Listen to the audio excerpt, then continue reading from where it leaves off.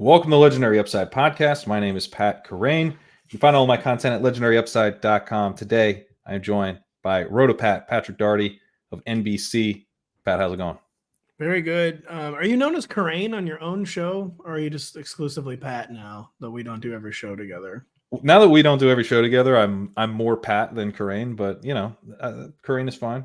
Have you always been a last name guy? By the way, I feel like Kerrane lends itself very well to being a last name guy. I was never a last name guy because no one wants to say Daugherty. No one ever even knows how to say it. Whereas Kerrane is like, I feel like it's made for being a last name guy. I've never really been a last name guy, like in my own, kind of outside the industry, like my personal life. But I feel like Silva started calling me Kerrane. That makes sense. Yeah, and you started calling me Kerrane mostly because we share the same first name, and you were like, "Listen, dude, you want to work here? I'm fucking Pat." No, it's not big enough for the two of us. I was like, "All right, man, it's cool." Made that written into your employment agreement. We should have had some other things written into your employment agreement, like you can't leave. Yeah, you blew it there, bud. really blew it there. But Kerrane is lyrical. I feel like Kerrane's a lyrical Irish last name. Daugherty, less so. Daugherty. Is that the original? You guys changed it to Daugherty? I think in the homeland it was Daugherty, is what I've probably been led to believe. So there's a guy named Daugherty that you guys are all of. Is that the idea? I'm trying to think of what's the most stereotypical Irish name. I'm descended from, I don't know, Phineas O'Daugherty. But Seamus. Yeah, no, we've been in America a long time. I think we even predate the potato famine. So I need to look into that more. I've been thinking about paying for one of those things. Like telling me like which potato farmer is like my great grand. That sounded very stereotypical, by the way. Well, my grandfather left. I don't think there was a potato famine, but he was in his family. I think it was like a 1 or 2 bedroom. I think it was like a kitchen and 2 bedrooms. And my dad had me pretty late, and his dad had him pretty late. So this is like literally in the early 1900s. At like 15 years old, he left. This is when Ireland was still a part of the UK. Oh, yes. Southern Ireland. So he went and joined the Merchant Marines, I think, and learned telegraphy, right? Like Morse code. Oh, yeah. And he was working, and then he jumped ship in the Gulf of Mexico. So you can't trust those Irish for anything, man. Of course he jumped ship. Yeah. Come on, man. What do you? And then made his way up to New York, where I think his brother was. Met my grandmother in Philly, and then settled down in Philly, and like didn't go back to Ireland because he didn't like was worried he wouldn't get back in. Was he afraid he would be arrested, or it would just, I think, because he wasn't like he wasn't official. So he that he worked that out, I think, later in his life, and then visited Ireland. But he didn't get back to. He left at like 15 and didn't get back, I think, until his 40s. Wow, it's kind of nuts. It was like one of these things of like, oh my God, look how much it's changed from like what 1912 to 40 something. That's crazy. I didn't know so you almost got like a John Tyler thing going on. Have you ever heard that story? Where John Tyler, like the 10th or 11th president of the United States, had a kid when he was 80, and then that kid had like 2 kids when he was 80. So as of like a year or 2 ago, there were still 2 grandchildren of President John Tyler. Oh my God! Alive. Yes. My dad was born in 41. Okay. So he was literally baptized the day that Pearl Harbor was bombed. So how come your dad's not running for president? I'm curious. Very, very curious. Like he was baptized on the original Pearl Harbor Day, which is pretty, quite a day for a christening. It wasn't called that then. Yeah, it was not. December 7th used to just be just the a day. Christening day. That was his christening day. Yeah. So and then his dad, I think, was in his early 40s when he had him. So you guys got half a Tyler going on. We're half a Tyler situation. Yeah. So, you should look that up after the show, by the way. John Tyler, who died in 1862, has a living grandchild still. Not like literally not a joke. That is wild. Yes. Well, anyway, that's the family history pod. Yeah. That'll do it for this episode of that. Let's get to fantasy football. It's a nice smooth transition. Let's talk free agency. I think the thing that I'm feeling like you're often, when we potted together, you were kind of like the voice of reason, a little dose of sanity, Sometimes I would still, sometimes, I feel like sanity wasn't needed. We have to dream big. That's how we find our Breece Halls and everything. But I know, what a journey that was, by the way. But every other week I'd be like, Kerrane's screwed. That's like, it's kind of sad. And like, it was one situation where like I didn't even really want to be right. And it turns out I was not right. You were right all along. You just knew a special player would eventually find a way to be special. Yeah, but we also have gotten out over our skis at times on the Sky Morse of the world. So a little dose of reason, little dose of sanity can be quite helpful. I don't allow anyone to dream. That's before the show starts. Actually, Denny, Kyle, if you dream, you're fired. we only support running backs. We only support tight ends who block. Never ever dream. Better things are not possible. I was actually hoping to get Denny on today. Hoping he can come on for a future podcast. He said he had to write another anti-Trevor Lawrence article. Wasn't able to make it today. Yes, boy. I know Denny is such a hater. He's he's been a T-Law hater since basically like week 1, 2021. He's been drinking the haterade. And like too, he was right for a while, then he was wrong for a while, and now he's right again. He's having his Breece Hall moment. He's been directionally accurate, I would say, over the course of the hatering. But yeah, let's talk about some of these free agency additions. Do you want to start with Marquise Brown? This is one that I haven't talked about a ton on the pod. One of the later signings. He's jumped up a ton in ADP and best ball ADP since. And by the way, I want to quiz Pat at the end of this on how full these best ball tournaments are. That's a little. If you're interested, we'll save that to the end. But Marquise Brown had an ADP of 110 a week ago. He's up to 72 now. Wow. What are your thoughts on his addition and how it affects Rashee Rice, and how interested you are in Brown? That is a bigger jump than I would have expected. I mean, it definitely philosophically makes sense, doesn't it? Like in a vacuum. I mean, he's just such a strange player where he's never fully breaking out. He's never breaking out. I'm talking like an Irishman in 1842. But like it's not like he's never played with a good deep ball quarterback. He's of course never played with a deep ball quarterback like this. But I was just before the show. That's another thing we've already talked about on our podcast. Like it's kind of a misnomer that he's like a deep receiver. He's not like a shallow receiver, but he's only 33rd in ADOT last year, 12.7. It's not like super low or anything, but it's not what you would think of when you think deep threat. He had, quote, only 21 targets of 20 plus yards last year. That was middle of the pack too. I'm just like rattling off stats. No, I like it. The most hilarious boomer stat I've come across with Marquise Brown, I just tweeted this before the show. He hasn't had a 50-yard catch since 2020. Like, what? He hasn't had a catch longer than 49 yards since 2020. That didn't strike me as a particularly great sign. Well, yeah, but it is that. I would say that it's not a boomer stat; it's a boomer threshold. If he's how many 40? He's had 8 49-yard catches in that. Yeah. That's true. That's true. But so like basically, it's always been a bit of a misnomer that he's a deep ball guy. I don't know if he's just suddenly going to solve the Chiefs' downfield woes. I do think he's going to clear the bar, being better than MVS and Justin Watson. Another strange stat I found, though, by the way, on the targets of 20-plus yards, totally different offenses. There were a lot of issues in Arizona last year, horrible quarterback play for a while. But Marquise Brown had 21 targets of 20-plus yards, caught only 6 of those for 175 total yards. Justin Watson had 22 targets of 20-plus yards, caught 8 for 252. And it's like basically – let's say that remains around the same. He remains in the 20 to 25 target range of 20-plus yards down the field. It probably is pretty reasonable for him to like at least double that Justin Watson production, isn't it? And even that like might be enough to kind of get people what they need with Marquise Brown. Like I can't even decide if Marquise Brown is he going to be like a top 30 receiver, Pat, or because I think he's going to clearly still be behind Rashee Rice, both in the like real term targets, I think so, and fantasy production, right?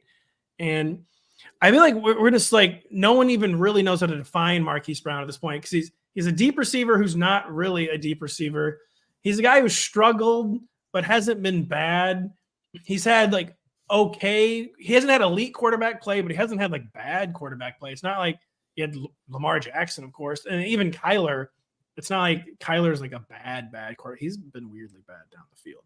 But I just like don't even know where Marquise Brown like really begins, kind of.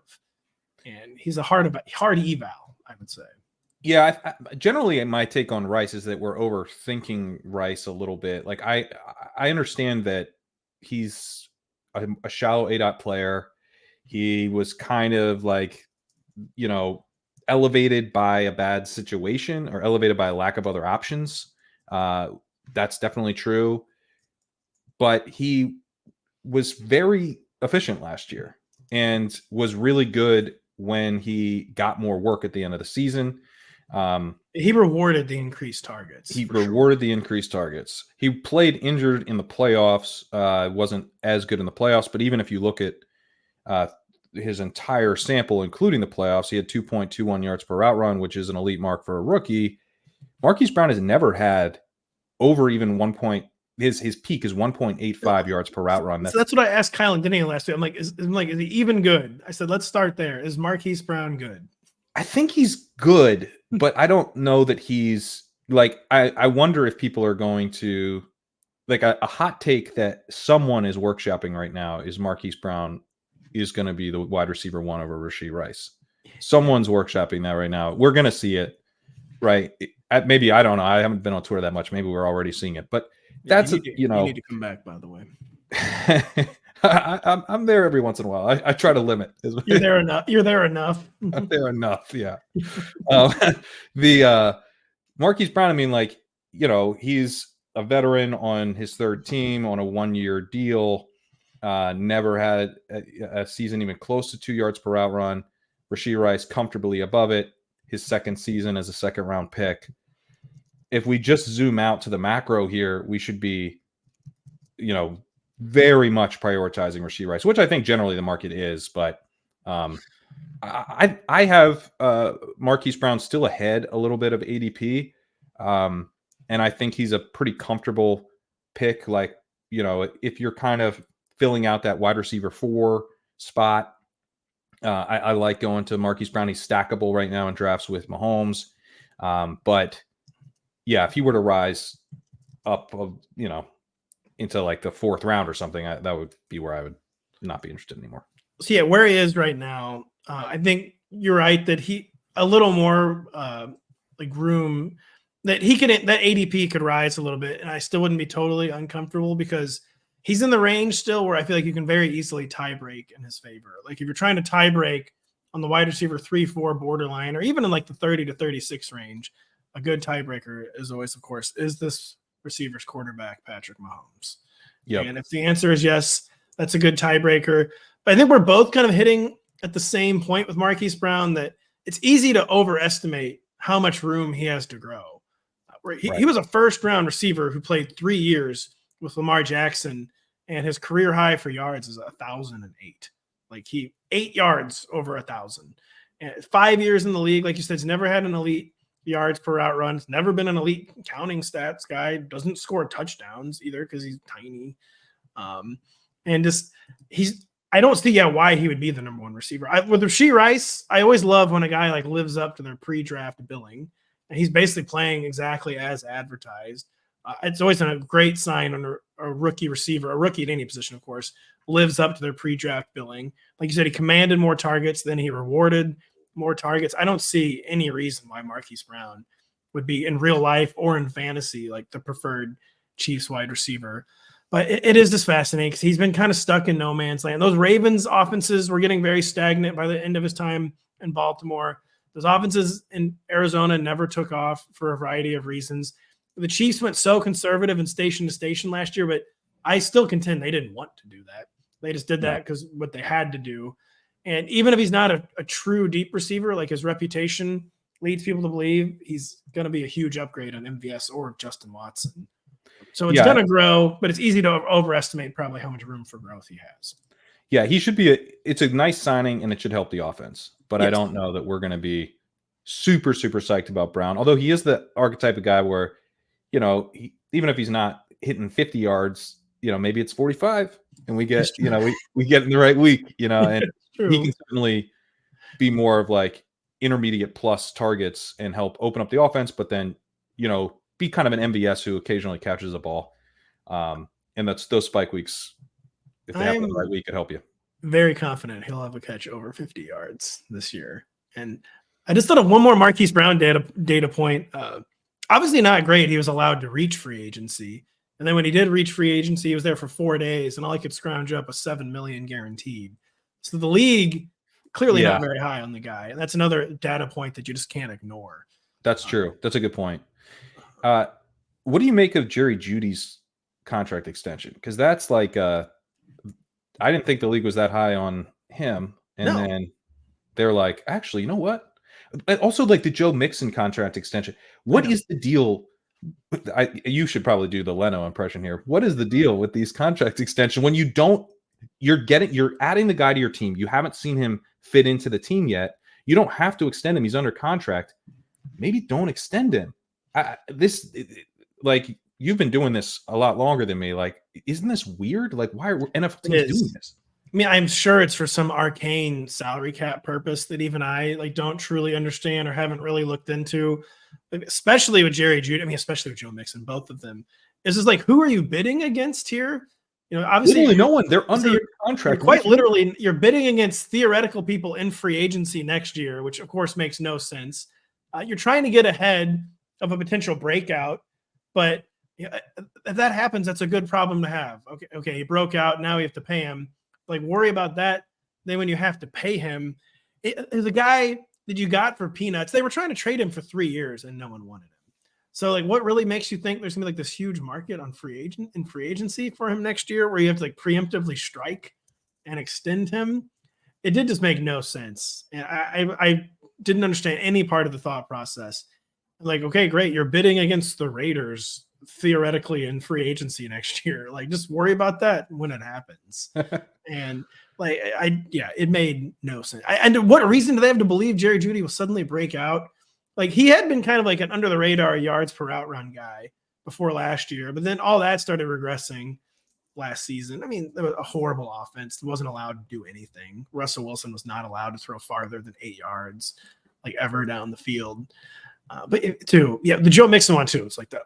Joe Mixon was even like, I don't know who was fighting for this guy in free agency next year. Like, why was this so that one I feel like almost has to be for like weird cap purposes. But it's weird because so I pulled up the contract. They can't get out of the deal really next year. He's going to be, I believe he turns 29 next year, and they have $8 million of dead cap next year with a $9.5 million cap it. So they could only save like $1.5 million by cutting him. Then they save $8.5 million by cutting him the year after that, which they very likely will do. But I mean, they spent a lot of money in free agency this year. It probably lowered his 2024 cap number, and I guess the front office feels comfortable with him. I guess they view him as a 2-year solution, clearly, as a way to maybe lower his 2024 cap number. Like, well, this is a guy we're going to win around next year still. They probably know they're taking a bit of a gamble. But I have to imagine there's probably easier ways to like lower their 2024 cap threshold or whatever. And yeah, I didn't understand either one of those. This is why we don't work in NFL front offices, I guess. But yeah, I mean, well, this is the franchise that they got Stroud and then they traded back up and they hit on that player. I mean, that looks pretty good actually based on how good Anderson is, but that's not a smart move. Maybe they learned the wrong lesson of like, basically we're just like really fucking good at this. Yeah, so and trading up for a non-quarterback remains almost essentially defeated every single time. It's the opposite of undefeated.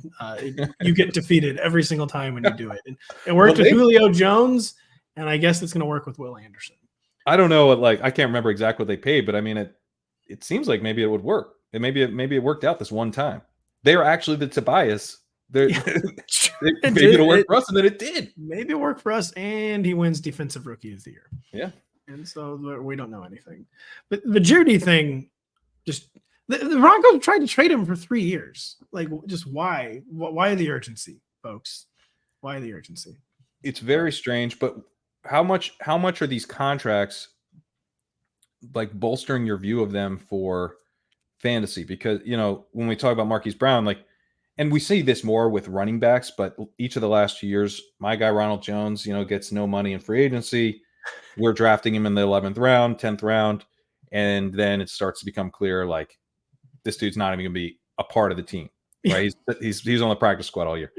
Rashad Penny, come on, it's Rashad Penny. We saw what he can do. This guy's going to be awesome. He's going to come back from the injury. The NFL gave him no money, and now, you know, maybe this is a bad pick actually in the 11th round. Probably shouldn't be doing it. Did it anyway. Yes, doesn't play all season because maybe it'll work for us. Maybe it'll work for us. It's not quite that way with Marquise Brown, but the Mixon's almost the reverse, where like it's the team is like picking up Mixon for pennies. You're playing, letting him play out the deal. Maybe he gets passed by a rookie, and then all of a sudden they're like, nope, this is our guy. We're signing to an extension. Jeudy, you know, somewhat similar thing where they're like, no, we really want this guy around. He's part of our plans. The idea that like maybe Elijah Moore and him are going to be viewed similarly. Now I'm like, no, I think they view him. They're more committed to him than Moore fairly substantially. So it's making me feel better about drafting these guys. But how much is wise to factor in the contract here? Money. It speaks at every position. It seemed with the examples you laid out, or I think good examples where it speaks most loudly at running back, like almost always. And the Mixon, a definite buy-in sign. It's also just a great sign for the offense because no one is like building a rushing attack around Joe Mixon. He's more of a running back at this point that you plug into the offense. Right. And it's a sign that they're expecting the offense to be opened up far more this year. He's a veteran who has seen it all. He's always contributed on all 3 downs. He catches passes in bulk, like as well as any running back in the league. And to me, it was a sign that they're planning to open up the offense. They knew they were too conservative, probably with CJ Stroud last year. Like a lot of games, they were like pulling teeth. Like if you just opened up the offense one time, you could have 40 points in this game. Like, why are you not doing that? And it's a sign that I think the pedal is going to be put to the metal in the Texans offense. And they're not so much worried about rushing efficiency as they're more worried about like experience, like just adding experience to this offense, adding versatility to this offense. A guy who is probably higher floor and maybe still slightly higher ceiling than Devin Singeltary. And to me, it was a sign that the Texans offense, like they're taking like the restrictor plate off for 2024. I like that. I hope you're right about that. It sounds awesome. Jerry Jeudy is more just like they're casting about for solutions. And they were like, we're the team that's going to unlock Elijah Moore. And we didn't. And we're the team that's going to unlock Jerry Jeudy. And it's a more sensible flyer than Elijah Moore. Jerry Judy's at least done a little bit and has popped in some advanced metrics, popped in some counting stats. Yeah. He can be versatile. He can kind of play all over the field. Dog level question marks, though, with Jerry Jeudy. Yeah. I mean, you're right. Like he had 2.18 yards per route run in 2022. That's good. I mean, that was just his 3rd season in the league. Like that's not like ultra elite, but like that's anything over 2 is really good. And he had 1.85 the year before that. He's never been below 1.65. Unfortunately, that came last year. So he's coming off a career low, but that's still fine. Like that's, if you're looking for a guy who can be like a solid wide receiver 2, and he's putting up like 1.65, 1.75 yards per route run, that's pretty solid. The Browns are kind of interesting. I wonder if we should be like paying a little bit more attention to kind of is there like a little bit of a drumbeat happening here where they bring in Dorsey as the OC, and then they trade for Jeudy, they sign Jeudy. I mean, is this team going to shift? Now they also just signed Deontay Foreman, which would be kind of a counter to this, yes. but that makes sense to me in that like Nick Chubb has always been, I mean, Nick Chubb's been getting drafted like he didn't tear his every ligament in his knee. It's very strange. I love Nick Chubb, but this is, he's been going like top 100 and every draft basically, and I don't have a lot of optimism for him to come. Him returning this year and doing a ton. Foreman, I think, makes a lot of sense to just like pair with Ford, and you got your running attack early in the season. But there's also signs that maybe this team passes a little bit more and kind of opens things up and plays like more of a style that fits with Deshaun Watson. Do you have much optimism for their passing attack? I mean, that's a classic Kerrane observation, and I think like absolutely correct. And two, it is something that they have no choice. Like, it hasn't worked the first 2 years for a variety of reasons, and instead of like, you're not going to give him fewer weapons, Deshaun Watson, so it makes sense to keep amping up the weapon level. And the approach was just kind of strange and maybe after they lost Nick Chubb, they saw there is a different way to do this. We don't have to just remain the Stefanski offense. Like, we actually, even with Joe Flacco, we're having passing success. And maybe that was it was bad, of course, for their overall offense environment. But maybe that kind of like opened Kevin Stefanski's eyes to the possibilities of what he can do with a supposedly elite quarterback in Deshaun Watson. And yeah, they're clearly doing everything they can to upgrade your receiver room, because if you're desperate enough to trade for Jerry Jeudy, then immediately extend him. Like, you want more weapons and you want more passing game options. It's possible they're not really done too, because there's so many wide receivers. I mean, we're talking about like probably 14-ish wide receivers going in the first 2 rounds kind of thing. Not all of these guys have like great profiles from a analytical perspective, but some of them are pretty enticing, and there's a lot of guys. And some of the guys I don't love, the film guys love. So, there's a lot of guys. I wouldn't be shocked if the Browns brought someone in day 2. So yeah. That's maybe my take on the situation. Kevin Stefanski saw, like, Joe Flacco only plays one style of football. Like, he's cutting it loose. He's throwing deep. Like, Kevin Stefanski saw, oh, wow, if even Joe Flacco can do that in this offense, maybe Deshaun Watson can do that. And we don't have to be so run-based, so conservative, and we can actually cut our guy loose. That's a good sign. That is interesting. Even if Jerry Jeudy's bad, it is a good sign at least. And Joe Mixon too. I just think they just want a guy who can catch passes and convert goal line carries. They're not worried about. Well, they're not going to love Joe Mixon then. Do you know how many DFS lineups I've had ruined by this guy? Who well, Joe Mixon had 45 expected points this week and scored 13 points. Thanks, man. Built an entire career out of 2023 Tony Pollard, except for he did have that 113 touchdown year or whatever. No, he occasionally, that's the Mixon move, is that occasionally he'll score 5 touchdowns in a game, just to kind of keep you on the on the line, Yeah. Zach Moss and Chase Brown look like the current replacement plan for Joe Mixon. Do you have a preference between those 2 guys?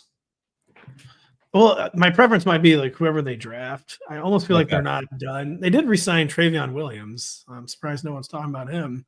Fantasy guys love to talk about Travion Williams. The Zach Moss one was one where I definitely thought money was speaking a little bit, where he was getting hyped up as like one of the hidden gems of this like surprisingly deep running back class. And it was like 2 years, like 6 or 7 million, maybe it was 8 million, which would be okay. But I think he's making like $2 or $3 million this year. He has a dead cap hit this year of $3 million, which I don't know. Like, I guess that's not a ton, but I mean, it's like one of those things where he's definitely making the roster because his dead cap's higher than his cap hit. But then next year he's slated to make he has a $5 million cap hit, and they would save like $3.5 million by cutting him. So it might be like a 1-year deal ultimately. Yeah, it's basically seemed like a 1-year deal when they signed. It was kind of like a covering their bases. Like, we need some veteran on the roster. Like, we know that if Chase Brown doesn't take another step forward, he was 24, 25 already. Like, say if Chase Brown is just purely a committee role player guy, we at least have someone who's really experienced in early downs. Someone I think caught like a few passes last year. No one's ever going to confuse him with the pass catcher. But Zach Moss, though, so he was such an advanced stats darling last year, and he got off to such a hot start. Then he really, really ran out of gas down the stretch. Remember how many DFS rug pulls there were with Zach Moss like after December 1st? I do. Like he was totally out of gas. I think he won a tournament. He was like in some winning lineups one week because he was like so highly played that like it's like you kind of just like you just like put him in. Everyone was putting him in, and then it's like he didn't do anything, but you still could win with him because no one else had other. I remember that. I think it was one of those Saturday games where he was like so highly rostered. Yeah, I mean he had a really cheap salary as well, so it made that more easy. But yeah, I think Moss, it was just more about getting someone with experience on the roster, and not at all like I didn't view it at all like he's like going to be the clear 1A because it'll be a committee. I didn't see like clear 1A commitment to maybe he's like the de facto 1A and that he will have the most snaps, at least begin the year with the most touches. But it wasn't someone I'm like dying to target because it struck me as a lower salary commitment than I was expecting him to get. Although I don't know why I would expect Zach Moss to get more than $8 million. That was maybe a dumb thought. So you kind of view this though as like this contract is a little bit of a red flag. It sounds like. I mean, a little bit, but I also don't know what he could have gotten. He would have gotten more if he hadn't run out of gas. He ran so much out of gas, and the contract was more to me like, okay, Zach Moss isn't quite as bad as he appeared near the end in Buffalo.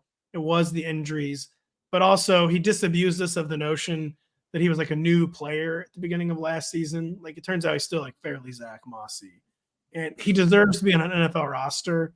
Yeah. But like, yeah, we got it right. Where he's not like going to be an anchor back for an offense. He's someone who's useful to have in a backfield, but we're going to be in trouble if this guy is like our true anchor back. Yeah, I've been trying to put myself in the mindset of post 2024 season and be like, how did I get tricked by X player? And Moss is like the biggest candidate probably for like, remember when when Zach Moss had like 3 good games in 2020 in like his 5th season, and then we were like, Zach Moss is good.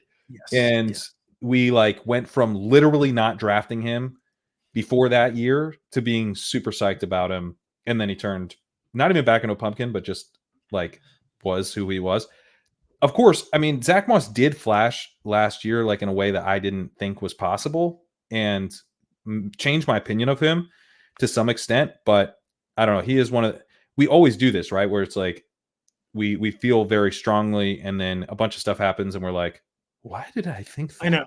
He's a rug pull waiting to happen. And I just pulled up his game log. I was trying to remember again. I'm going to cite raw rushing stats here. So obviously take this with a grain of salt, but after Halloween, he never once had more than 55 rushing yards in a game. And Jonathan Taylor was injured for like several of those games. And I just really think it's about getting a body. And $8 million is, I guess, kind of a lot for a body. But it's also, this is not like clear. Not if you only ever pay out half of it. It's true. Exactly. And yeah, I think his overall cap charge this year is like $3 million. It's $3 million. Yeah. So this was more. But they pushed $1.5 million to next year. So basically, like he's going to get $4.5 million. This is not the kind of contract that is foreclosing competition. Let's put it that way. Like they're open to Chase Brown taking another step, or they're open to a 4th round rookie taking a step, whatever they decide to do. Zach Moss, I will not be targeting, especially because I mean, this guy, I think he's got like probably like 50 career catches. Just can't really. I get at 75 actually, but still.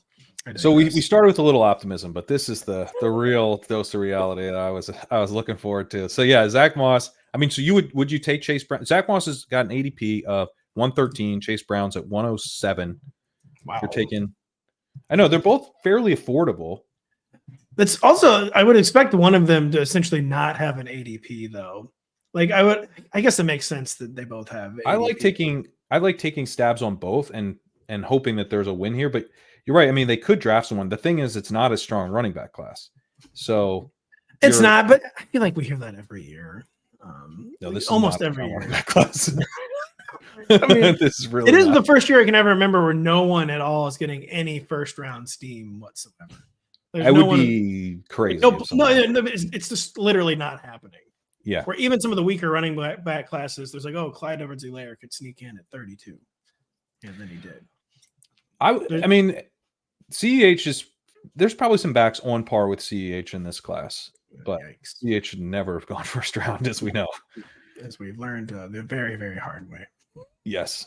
I'd much rather have Chase Brown, though, just for a variety of reasons. Okay. I'm assuming his ADP will end up a lot lower. I think that ADP will fall. We'll see. It depends how the draft goes. I think Zach Moss is going to have his, his touters, I suppose, his backers, because I've seen some stuff where he's really good out of the shotgun. They run a lot of shotgun. Brown, when I had JJ on, he was noting that Chase Brown really did not do well in his second year model. Not a great prospect, not a bad prospect, not a great prospect. Didn't have actually all that great of a rookie year, really. Took forever to get on the field, never got on the field in that big of a capacity. So I think Brown is sort of a tricky eval as well. I'm taking both. Be great once Jake Browning's back under center in this offense.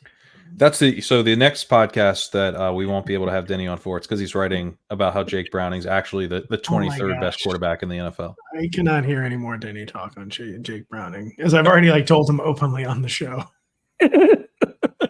You're not allowed to mention Jake Browning ever again. Have you asked him straight up if he would take Jake Browning over Trevor Lawrence? I think I actually did on yesterday's show. I was someone. Maybe it wasn't Jake Browning. I did make him go heads up on Trevor Lawrence and someone else. I forget. I remember you doing that. I can't remember if it was Jake Browning or not. I think it might have been Gardner Minshew. It was Gardner Minshew, and he picked Lawrence. He did. He picked Lawrence. But secretly he was picking Minshew. Well, I think secretly he was like, "Why didn't you team me up with Browning?" I was dying to say not Lawrence. Yeah, Chase Brown, I could see. He was like a fifth-year senior when he broke out. That's never great. No, it's not. But he's very athletic, and he might have a role. So, some of these other, as we're down here in this part of the running back. I'll just say the Bengals backfield, I will just want whoever's ADP is lower. That's what I'll settle on. Whoever ADP is lower. Moss right now. I'm taking Moss. All right. There's a couple other running backs that have risen a lot, but are still very cheap. Gus Edwards is up to 139 from 178. We've got Rico Dowdle is the Cowboys haven't figured out anybody. He's up to 184. And Devin Singeltary is another guy. He's up to 117 from 131. Singeltary and Gus are if we're doing the zero running back thing, they're pretty appealing. Those touches are semi locked in. Some touches feel fairly locked in. Obviously the Chargers are going to add somebody in the draft. I feel very confident about that, but there aren't that many workhorse backs in this class. There's really almost, I would say there's potentially none. There's some guys who are more pass catchers and guys who are kind of more kind of early down Zamir White type dudes. They got to get Cody Schrader in LA, man. That's all I can say. Just joking. Do you even know who Cody Schrader is? He's from Missouri. Yeah, you got it. Sorry. Yeah. He had a 4.8 40, by the way. It was. Did he? It was 4.7. It wasn't 4.8. It was slow. It was very slow. I was as devastated as Denny, by the way, on Audric Estime, who ran the 4.71. I was pretty into him. Of the slow 40 guys, that one hurt the most for me. Joker. It is. But yeah, Gus Edwards, Devin Singletary, they'll probably be committee backs with a back to be added later. But are you interested in those guys at all?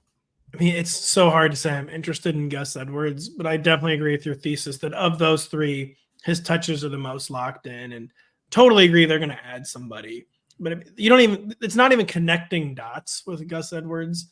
I mean, they've needed the early down. So even if Jim Harbaugh had not arrived in Los Angeles, has any team in the league needed an early, someone who can just be competent on early downs more than the Chargers? No, they've needed it. They've needed a replacement level early down back for half a decade. And so even if Jim Harbaugh had not been there, it was such an acute need. But Jim Harbaugh is there. He's, of course, reuniting with Greg Roman, who made Gus Edwards a thing in the first place. We know the offense is going to be going more run heavy. Again, it's not even dot connecting. They got rid of the top two wide receivers. They brought in the run game guy in Greg Roman. They brought in Mr. Balance himself and Jim Harbaugh, who was always like that in Michigan, always like that in San Francisco. Like you said, the early down, like cavalry is not coming now. Like there's no one who's gonna be like stealing touches from Gus Edwards. And it's just like all too easy to envision 8 to 12 touchdowns for Gus Edwards. Even if it's like empty calorie, even if he's never has more than 15 carries, it's almost like if he stays healthy, like 10 touchdowns are an absolute certainty. With Rico Dowdle and Devin Singeltary, there's just so many other things I feel like that could happen. And two, I trust that offensive environment to be obviously far better in LA than New York. For sure. The Cowboys, I just feel like, are going to do something weird. Like, I don't know, trade for someone. They actually seem like they're going to prioritize running back potentially and bring in like a Trey Benson or Jonathan Brooks. Those are the two guys who I think, obviously Brooks would not be doing a ton until later in the season, but I think you could install both guys as like your clear starter. And yeah, I think they both, those are the two best running backs in the class pretty clearly. And I imagine that's where the Cowboys' heads are at right now. The Cowboys, I just realized they're going to re-sign Zeke. They're going to re-sign Zeke. Yeah, they're definitely re-signing Zeke. I'm going to be honest, man. I'm rooting for it. I am too. Re-sign Zeke. The tears will be flowing. People won't even know why they're crying because it's not like they're invested in Rico Dowdle. But the tears, the fantasy managers amongst us will have never been more triggered than the moment Zeke returns to Dallas. He's going to go in like the 10th round. It's going to be awful, but it will happen. I just had a thought. Zeke, I don't know why I'm going to say this out loud. Zeke should start taking steroids. Come on, my just do it. Just do it. Just do it. Prolong your career. You owe it to the world to trigger us. You got to take some roids, prolong your career. You played through so many injuries. Do a little something for your body for the next year or two and come to Dallas. So I have no idea why I shared that thought. Honestly, I mean, the time was probably 3 years ago. It was. Yeah. And he might have, for all we know. I hope not. Yeah, I hope this isn't the roid version. Yeah, no, that would be bad. The roid version of DeAndre Hopkins has worked out. It had. He took that suspension and revived his career. He's feeling pretty good. All right. Well, now I know how not to beat the test. Do not sue me for libel. Allegedly, by the way, it could have just been Adderall or what. I have. We don't know. True legal disclaimer. We have absolutely no idea. We don't know anything. We're just Zamir White. Let's get back on track. Zamir White. Any interest in him? He's someone I've had trouble getting like super excited about. 2-down guy on a terrible offense. I mean, I'm not interested in the Gardner Minshew Raiders. Some people seem to be thinking that's cool. I don't think that's going to be that fun.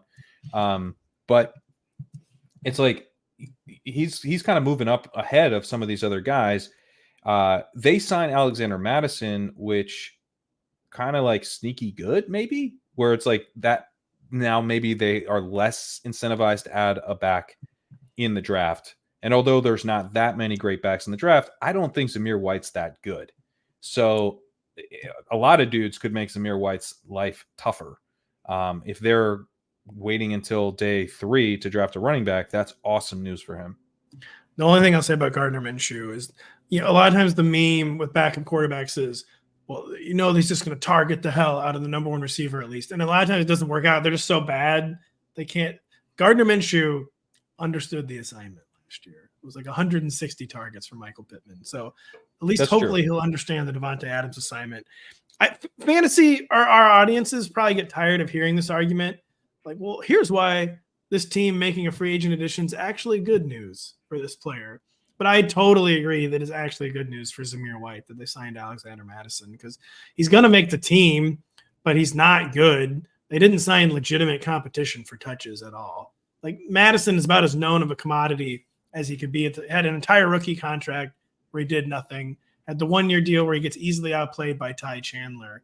I think it was definitely a vote of confidence in Zamir White as the clear one. Maybe it'll be a committee, but is like the clear highest snap, highest touchback in the Raiders backfield. It seems like a good place to be with Antonio Pierce. Not really getting many signs from Antonio Pierce that he's going to consider a pass-first offense. Seems pretty fire and brimstone. Yeah. And that definitely some people get tired of like that counterintuitive argument, but it's obviously not even counterintuitive here. Probably a pretty good sign for the in-house leader if the only out-of-house competition added is Alexander Mattison. The counter to the Madison's a good signing is that I think he's on the Devin Singeltary scale of like kind of a snap eater. You know, he can come out there. But Devin Singletary was a true snap eater. He's a true snap eater. Madison's never had like a true snap eating season. Like Devin Singletary is like he gets on the field and like coaches are like powerless to take him off the field. It's so true. It's like insane. Alexander Mattison, they routinely take off the field. Right. I mean, they tried to give him that role last year and it just didn't work. So I think, you know, that scale, Devin Singletary is sort of at the top of the scale. Maybe Josh Jacobs is sort of the ultimate version of this archetype, but it's like Josh Jacobs down to Devin Singletary, down to Alexander Mattison, and then I think Dare Ogunbowale is kind of like, you know, I think Mattison could be closer to Ogunbowale than he is to Singletary. So, but there is some chance that Mattison gets out there and is doing pass protection competently. Yeah, stays on the field, not like takes over the role, but just like Ogunbowale. I mean, people don't remember this as vividly as I do because I was heavily invested in Ronald Jones' success. But they would leave him out there in like the 2-minute drill, and it's like, what is he doing? He's literally just going out and like pass protecting no one. No one's come. There's no one to pick up. Like, what? Why? Why is he on the field? That sounds very, very deep-seated. That's coming from a place deep inside you. You're just seeing the visions in your head right now of Dare Ogunbowale shadow boxing the pass rusher who never comes. Like, that should have been Rojo. That should have been Rojo. Yes, very much. I guess I probably undersold him. I mean, he has had 100 carries 3 times in his career. Alexander Mattison. I shouldn't, I guess, act like he's like never gotten work ever. But seems like good news for Zamir White. It's good news in the sense they were going to add somebody. Yes. And this is like one of the better. I mean, there's worlds maybe where they just never added anyone. That's weird though. I think you're probably happy about. I've raised him up a little bit, still behind ADP on him. I'm having trouble getting all that excited. I actually have been able to get a little bit excited about Josh Jacobs moving up to the top of the running back heap here. What are your thoughts on? I mean, we want to talk about contracts. I mean, they like really paid this guy. You know, this is not a move that typically works out all that well. You know, you're getting him post franchise tag year. He was pretty inefficient last season in like NFL Next Gen's rush yards over expected and stuff. He was bad. He was really good 2 years ago, but he was bad last year. At the same time, you cut Aaron Jones. You know, they're clearly planning on Josh Jacobs carrying the load for them. It's hard to just be like, no, I don't care. So I've been like in on Josh Jacobs at like a 3-4 turn type of pick. Yeah, it's first off, they couldn't help but re-sign AJ Dillon. Like he is like the looming specter always. It would have felt even better if they had not re-signed AJ Dillon. But I think even the Packers are probably essentially done with AJ Dillon. And my big takeaway from the Josh Jacobs like shocking signing was that it is like a total philosophical change in the Packers rushing attack.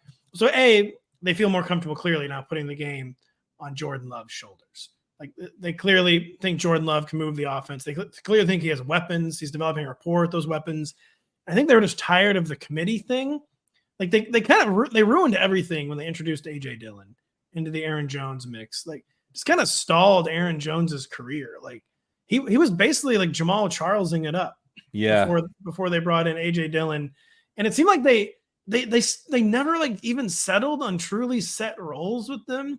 I thought it was so bizarre. Like they would just bring in AJ Dillon at random, and I'm sure it was not as random as I make it sound there, but I think it was Matt pretty LaFleur. random to me. It seemed random, and I think Matt LaFleur maybe just got tired of committees. He got tired of trying to rely on a 1A back who couldn't stay healthy last year, and Aaron Jones. And I think with Josh Jacobs, he missed the end of the year last year. I don't really remember how serious that injury was.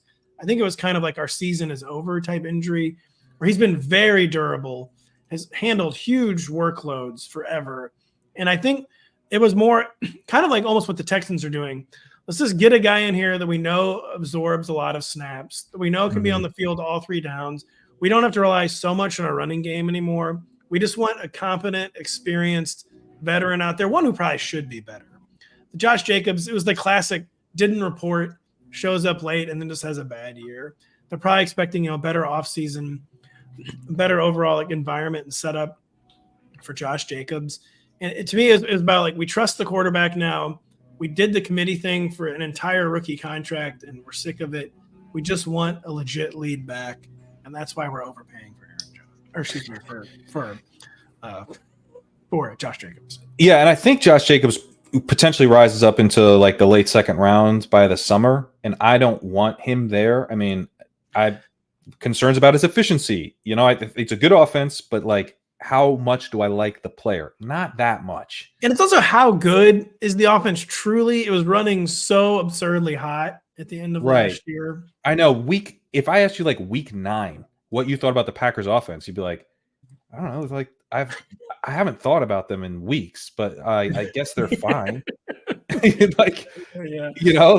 I think. No, you also said that Jordan Love can't keep getting away with this unsustainably high touchdown rate, and he did. Well, that was it. Jordan Love had such a weird season because he started hot. His completion percentage over expected was crazy low. Yes, but his efficiency was really good, and we're like, well, this isn't going to last. It didn't last. He looked bad, and then at the end of the season, he was awesome. So it's like this weird, which version are we getting? Most people think we're getting the good version, which I kind of do too. I do too. I'm sold on that. Yeah. He just, I'm trying to remember the exact point I've made. He just plays quarterback differently than a lot of modern quarterbacks, where he tries stuff. He's just trying stuff. He's not hyper focused on like efficient throws, and he's just willing to try things. And I guess maybe that could lead to cold spells. But I think that was why his touchdown rate was like weirdly high always. Like early in the year, I was like, how is this guy throwing for 3 touchdowns every game? Like, it's because he's just attempting like crazy stuff, basically. I think it's kind of what I settled on, that I don't even know it was necessarily a statistical quirk. And then he was converting way more of them late in the season, like you said. He was like making wow completions. No, they were awesome late in the year. So, I mean, my feeling with Jacobs is basically I want to get exposure now while he's reasonable. One thing I've tried to work on over the years is like, if I don't like a player and I think his price is fine, that should be a target, because when I don't like guys and I think their price is fine, the price usually rises. Yes. So I'm trying to remember that in fantasy baseball drafts and not really succeeding. Another guy would be your boy, Derrick Henry. You've been demanding that the Ravens establish the run, commit to a real running back, and then you finally got your wish. Derrick Henry finishing up his career with the Ravens. How much money have you put on the Ravens to win the Super Bowl? I need to. That's true. I need to get on. I need to drive over to the state of Illinois where betting is legal. I can see, like Sarah Palin in Russia, I can see Illinois from my house. I need to drive there and place a few Ravens Super Bowl. But I can see the far shore of the Mississippi River. That actually is true. I can see into Illinois from my neighborhood. But the Ravens, I just keep bragging about how much you can see Illinois. I know. No, it's your listeners like, oh, cool. Yeah. I'm sure it looks the literal exact same as Missouri, since it's the exact same geographical region, and there's no difference at all. Oh, that's real cool, though. The Ravens, just before I came on the show, clearly I agree with the notion that running back is one of the most replaceable positions, and not just football, all of sports. But then I was having the thought before the show, like if a position is like truly that replaceable, then doesn't that make it even more important at the margins? Like, shouldn't that be a position where you actually are like trying to find like the one guy or two who are truly better? I don't even know why I'm going down this road. That's sort of true. Like doesn't it make the margins that much more important? So people keep saying, like, why are the Ravens signing a running back? They already have an elite rushing attack. Like, they can make Gus Edwards good. Like, why should the Ravens of all teams sign a running back? And my counter always is, of course, like, dude, if they can make Gus Edwards that efficient, like, think what they could do with Derrick Henry. And when you're an elite team and you're gonna always be at least partly run based. Like one of the reasons the Ravens season ended is they didn't trust their running game in the biggest game of the year.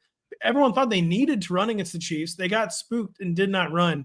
Isn't that like the definition of like a margin that decided their season? Like they didn't trust their running game at the one moment where they really needed to trust it. And I feel like that does make Derrick Henry like extra valuable for a team like Baltimore. Yeah, running backs I think are essentially specialists. And that like I was texting you guys because I felt like your points about them needing a running back in that game were correct. I'm not usually and for nothing else, just the psychology of it. They weren't going to abandon the run if they had Derrick Henry, basically. Like, you're not going to get spooked after 3 Derrick Henry carries the way you might get spooked after 3 ineffective Gus Edwards carries. And like I don't know, you can argue if is it worth the money and the team investment, but like there's no doubt to me that like if you have everything in place, adding that great running back does make a difference because it allows you to, to play the way the Ravens actually wanted to play, especially next to Lamar. Like Lamar's, pulling defenders away from the running back so you can get that extra element of, rushing efficiency that Gus Edwards is benefiting from, but not like bringing a ton to the table. Like it's like a corner 3 specialist or something. Yes. Like, Gus Edwards was a really great way of looking at it. He was sinking threes, but like he's not a great career 3-point shooter. He's just wide open all the time. If you brought in like JJ Redick, but if you bring in, like, if you were to build a team around JJ Redick, it doesn't work. Yeah, that's I think you hit the nail on the head with the phrase everything in place. Like they already have everything in place. So if you already have everything in place, you're in a position to pursue that tiny margin of like, why should we pay like above market value to like upgrade our backfield when everyone knows this is the most replaceable position? We get above average production from just like random guys because defenses are so scared of Lamar Jackson's legs. But yeah, I feel like that's the exact perfect time to do that. You have already every other duck in a row. Even if it's a tiny margin, you now have the freedom to pursue that tiny margin. And I just keep thinking about defenses are so scared of Lamar. Like imagine if they actually have to account for the running back, like and actually like be a little scared of the running back. And like he at least comes up in the game plan meeting, like Derrick Henry's going to at least come up when the opposing defensive coordinator is planning the game plan. Whereas Gus Edwards, they just view those like something that's going to happen. We're scared of Lamar. So of course, Gus Edwards is going to have a lot of 5 or 6 yard carries, but they're not worried about Gus Edwards changing the game. Where it's like they still have to worry about Derrick Henry having like a 65-yard run, which is like Gus Edwards' career high, like a game probably. Yeah, I mean that's the thing with Henry is I still think he does have. It's not even like burst exactly. It's just like the ability to get that level of mass up to speed. Yes. It's like so hard to stop him once he gets going. So. And he was still pretty efficient last year in like a horrible offensive environment. Yeah, he fell off from the like absolutely wrecking ball Derrick Henry in his prime, but he hasn't had a second fall off from there. My concern with him is he's another guy who I think rises in ADP. He's obviously already risen, but he could rise quite a bit. The more expensive he gets, the more worried I am, just because of the age. Well, it's the classic. Don't get me wrong. I loved this move for the Ravens. I won't be drafting Derrick Henry. You won't be drafting him at all? He's up to 39 in ADP. Well, that's still pretty reasonable. He's okay. Actually. That's okay, right? Yeah, that is okay, actually. Yeah. I mean, you think he'll get into the top 24? No, but I think he ends up. I think he ends up in the early third.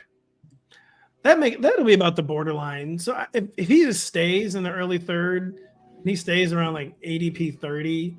I'm not going to be like smashing the draft button, but it'd be pretty easy to concoct the case in my head of why he will at least like return ADP.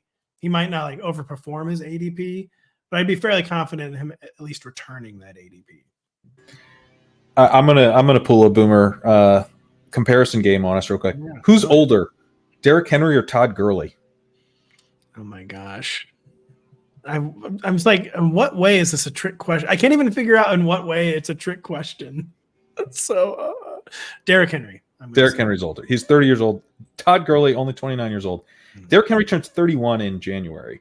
Man. So that's where you're like, man, it's a 30-year-old running back. We haven't even had that many opportunities to bet against 30-year-old running backs because so many. Well, you notice the 30-year-old running back is kind of back. Like they almost went extinct. Mostert just had a big year, I think, at 30, right?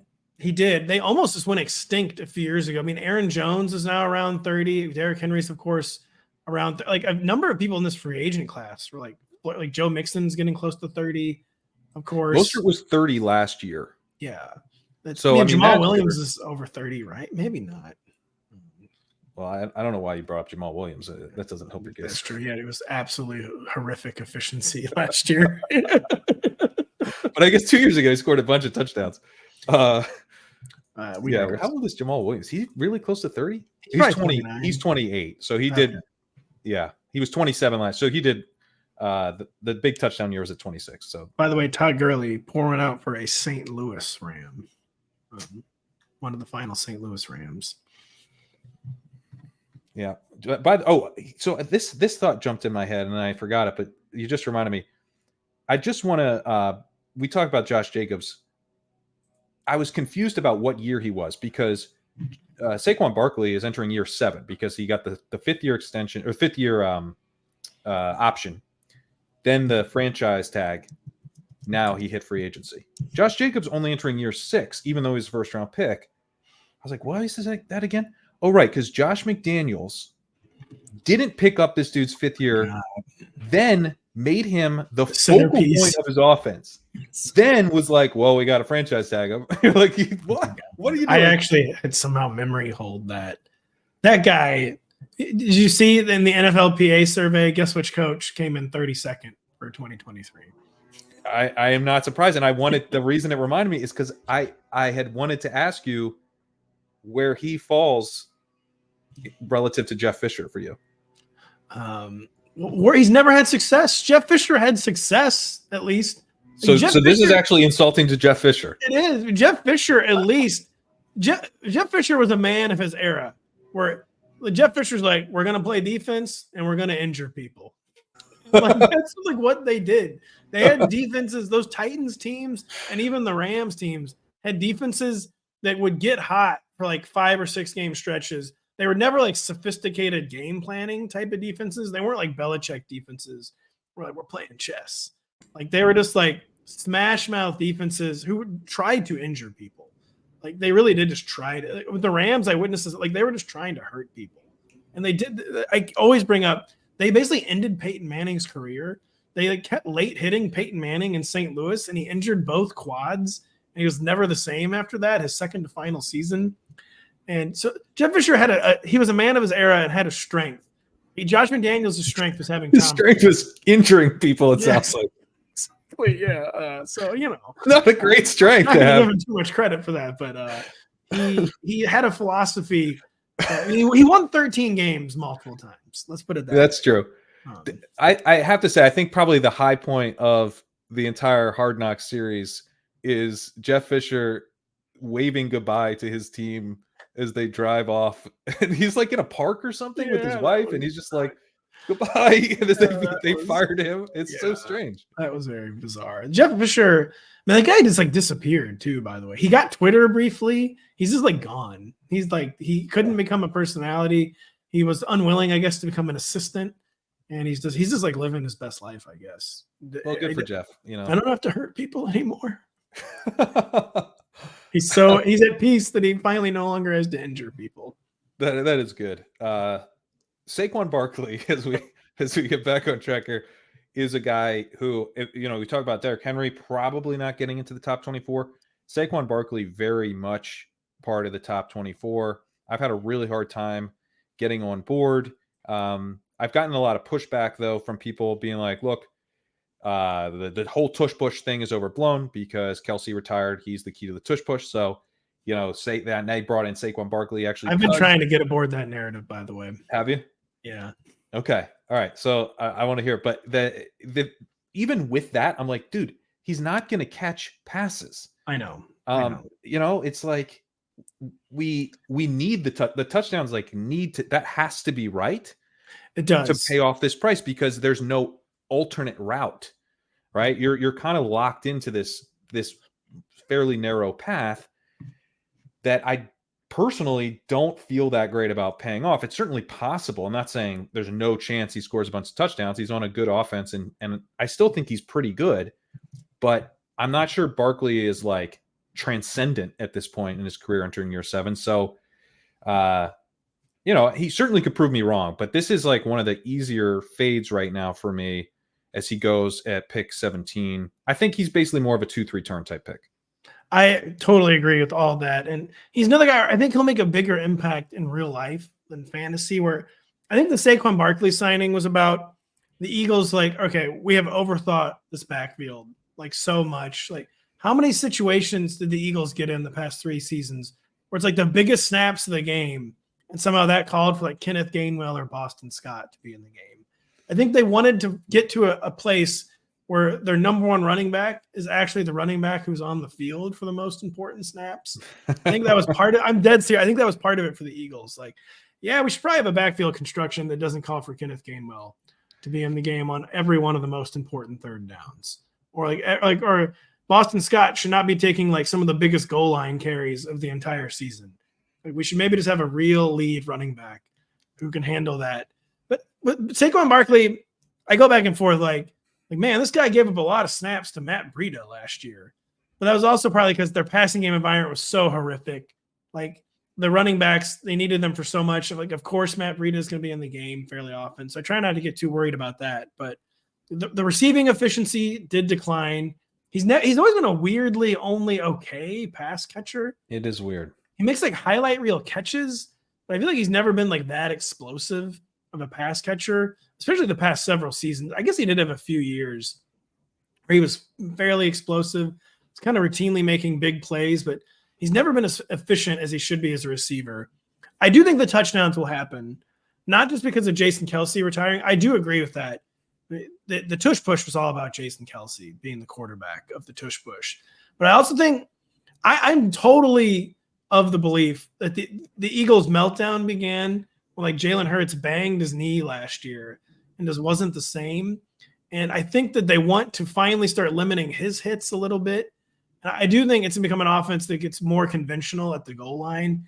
If it's third down and like they've had an incompletion and one failed Saquon Barkley carry, then of course it's going to be Jalen Hurts running it. But I do think we've definitely seen the peak of the Jalen Hurts like red zone goal line weapon. And I do think there will be enough touchdown opportunities for Saquon Barkley, but I don't think there'll be enough receiving.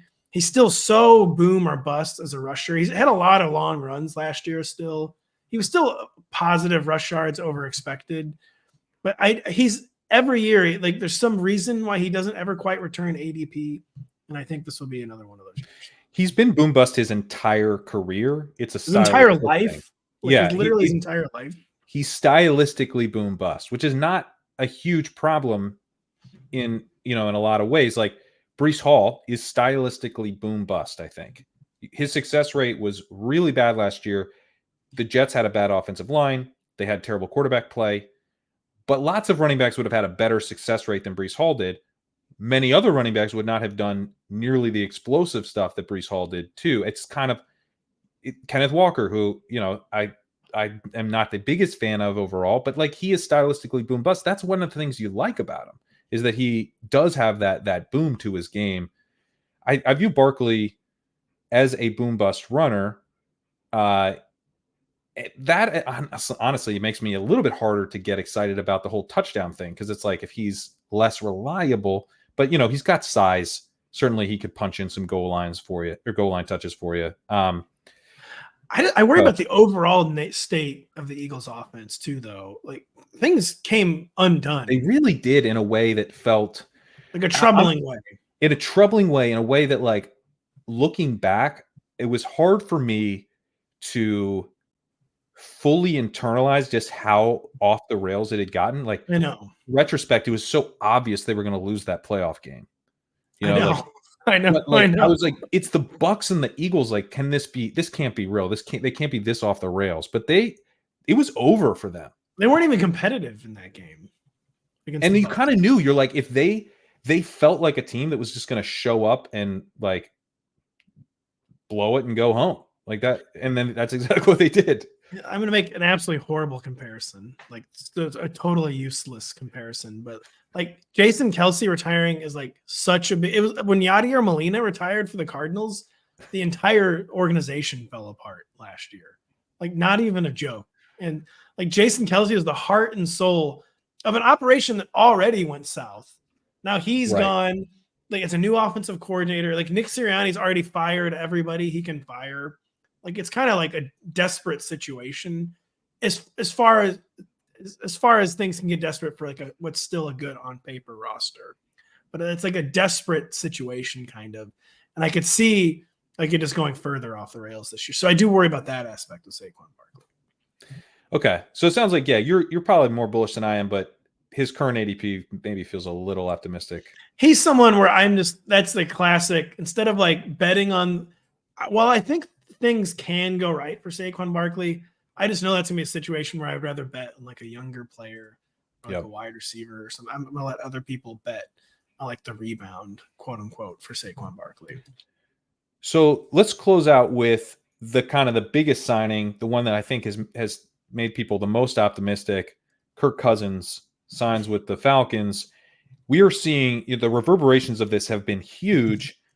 Bijan Robinson has now not only flipped Breece Hall, he has flipped Justin Jefferson in ADP. He's up to 5.6. Really? Yeah. Jefferson's down to 5.8, losing. I guess we don't know who the quarterback is. But we don't know who the quarterback is. So now, yeah, I mean, it's marginal, like 5.6 ADP versus 5.8, but he's ahead in the app, So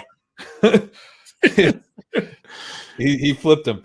It's hard to flip that because once you're ahead, right, there tends to be a velocity to that, a momentum to that. Exactly.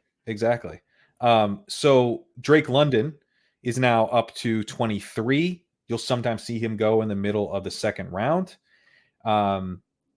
You're seeing a huge rise for Kyle Pitts as well. We're ready to get hurt again there. So what thoughts on Kirk Cousins? Because he is coming off a torn Achilles.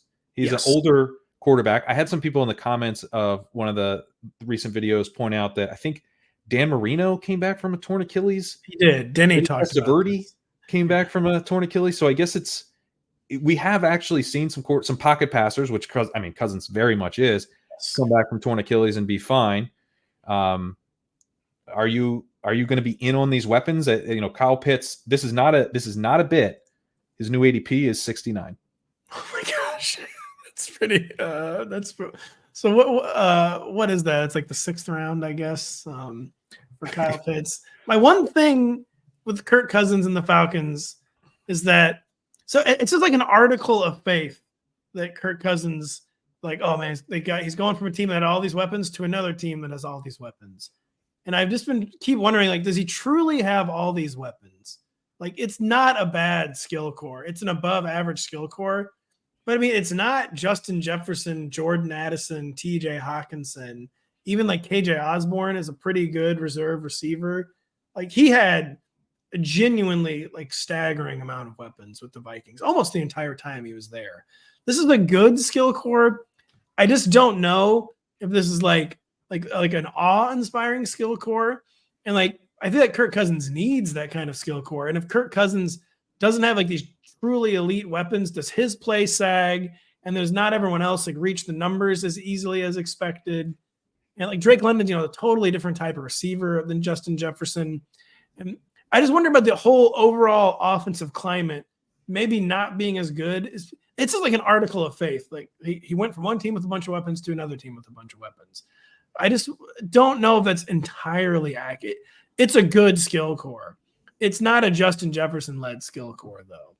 And I just don't know if I totally buy the notion that like this is a loaded skill group. It's not I do buy the notion that it's not a bad one. It is a good skill core by basically any metric. But I just don't know how truly great it is. And like if Kirk Cousins, especially 36-year-old post-Achilles Kirk Cousins, I feel like he's going to need like all the help he can get. And I just do wonder about if we overrate the overall Falcons offensive environment, what that means for them individually. I'm not entirely sure. But I just think the overall offensive Falcons environment could be a bit overrated.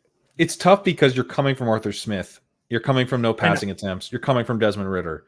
And so it's like everything you said can be like 100% right. And we could still be underestimating how big of an true. It could just be like, we could genuinely be underestimating how big the bang is going to be. Right. That just makes it's so hard to price it because it's like the difference between the two, the net increase is so big that it's one of the biggest. Like, there's nothing really compare it to. It's like I think the Bears might end up comparable this year. The Bears are going to throw 100 more passes this year than they did last year. Well, but it's almost like the Bears this year versus the Bears 2 years ago.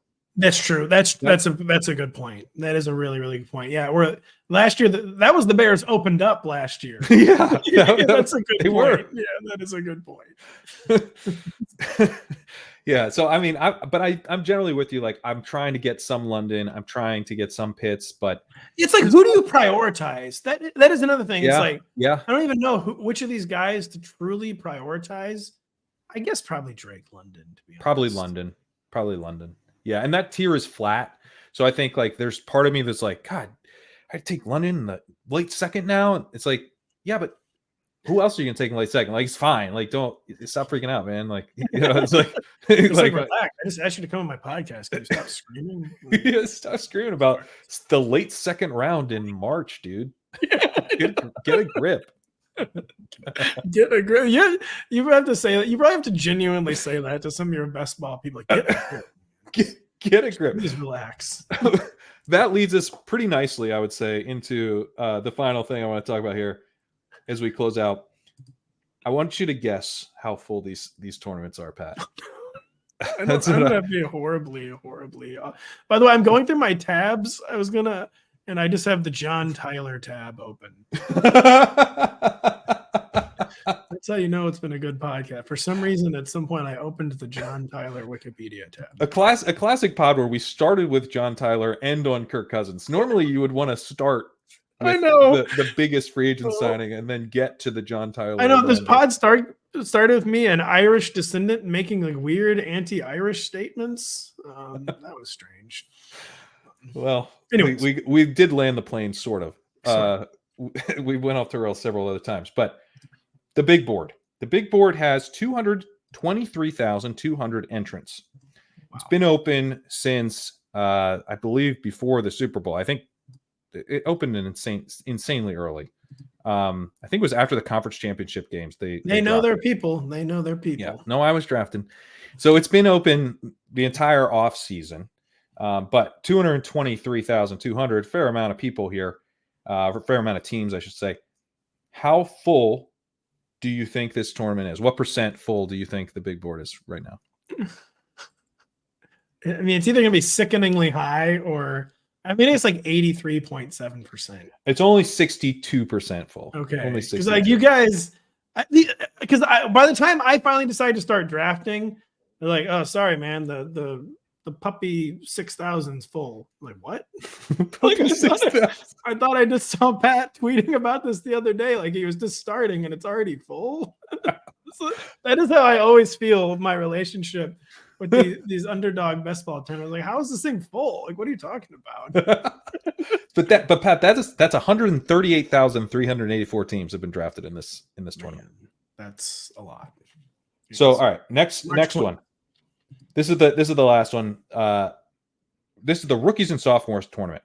This tournament opened about, I think, literally 24 hours ago. It dropped. Yeah. So this is a much smaller tournament. 11,200 teams in this tournament, but it's only been open for a day. How full do you think this tournament is?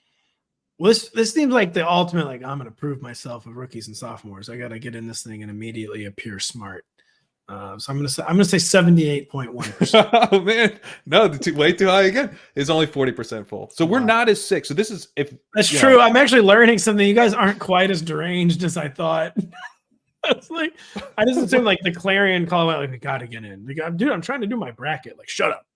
not bracket time. It's the rookies and sophomores. Time. Rookies and sophomores just opened. I got to jam in as many teams as I possibly can. I'm probably going to get 40% still pretty high.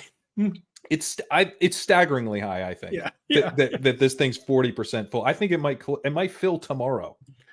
When am I going to get the draft? Because this is about normally when I would start doing a few drafts to at least get the lay of the land. Well, you can we need to have you on the show and do a draft in like a week. Let's do it. Yeah, we need to do that. All right, we'll look forward to that. We'll be having more content on this pod channel very soon as well. I just had actually a ton of content on the site this week. We had a rookies and sophomores draft guide article that Daniel Raz put together for us. Steph Miller had her first article on the site as well on Rashee Rice. I just dropped my first quarterback rookie deep dive profile article. Check that out. Talking about people need to subscribe. When I get something from Legendary Upside, it's the classic, I'm not expecting. It's like the classic email I wasn't expecting that I immediately want to open. Thanks, man. That's how I feel about the Legendary Upside newsletter and the emails. Like, oh wow, Pat just did something. And I got to click. So yeah, it's just amazing content, and you are absolutely killing it. Love to hear that, man. Thank you so much. Subscribe to Legendary Upside. I do have a few I actually haven't been mentioning because they're fairly limited, and I don't want to promote it and then not have any left to give away. But if you're listening to this, you'll be good. If you sign up for the yearly subscription, I still have a few $50 Underdog credits. So you got to sign up, fill out a form in the description in the pod, the link to that form. You can get a $50 Underdog credit for a yearly subscription. Go ahead and do that. We'll see you next time. Thanks so much for watching. Later.